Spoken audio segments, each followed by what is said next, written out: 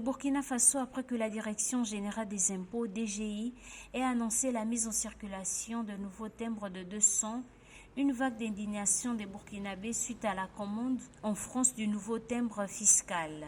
Le président de la transition, le capitaine Ibrahim Traoré, a rejeté que le nouveau timbre fiscal soit imprimé à l'étranger, notamment en France. Le chef de l'État burkinabé a instruit de résilier le contrat avec le prestataire français et a demandé aux techniciens nationaux de proposer une solution burkinabé dans un court délai.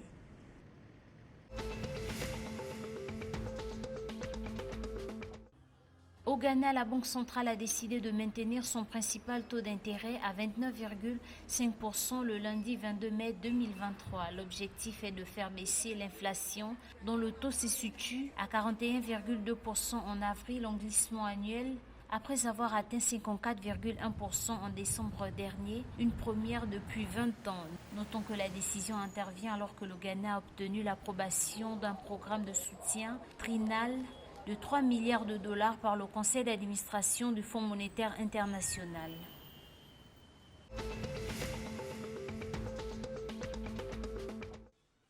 La refonte des billets de banque initiée par le gouvernement nigérian en décembre 2022 a provoqué un manque de monnaie dans l'activité économique du pays, impactant négativement la croissance. Cette initiative a fait baisser l'activité économique à 2,31% au premier trimestre 2023. Cette pénurie a même contraint le gouvernement à étendre le cours légal des anciens billets de banque à 2 reprises en février et en mars 2023, malgré la mise en circulation de nouveaux billets dans le pays en décembre 2022.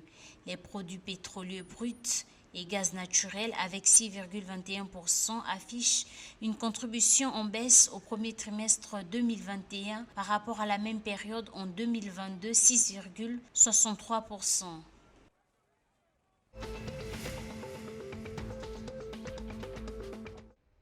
Un accord de financement a été signé le 23 mai 2023 à Dakar entre l'Agence des États-Unis pour le développement international et le gouvernement du Sénégal. À hauteur de 31 milliards de dollars, environ 18,8 milliards de francs CFA, ce financement est destiné à la réalisation de la 3e phase du projet d'Amir. Sur 4 ans, il vise à améliorer notamment la santé des mères, des enfants et des adolescents et prévenir le paludisme. À travers cet accord, l'agence réaffirme son engagement à travailler directement avec le gouvernement du Sénégal et d'autres partenaires locaux pour concevoir, financer et mettre en œuvre des interventions de développement.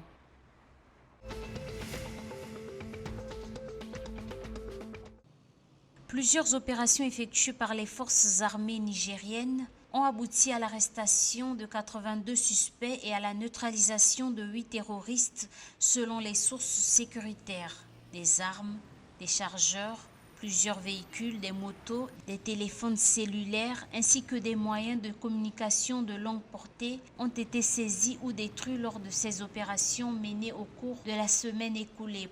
Pour rappel, le Niger subit dans certaines de ses parties frontalières des exactions des organisations terroristes dont des groupes armés établis dans le sud de la Libye.